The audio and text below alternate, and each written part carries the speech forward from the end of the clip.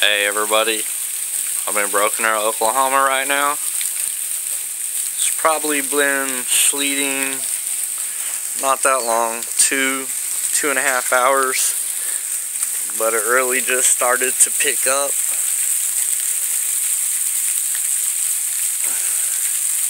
It looks like it's gonna get real bad.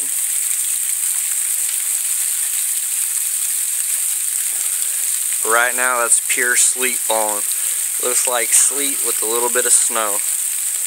I'll keep making some updates as long as I can, and we'll see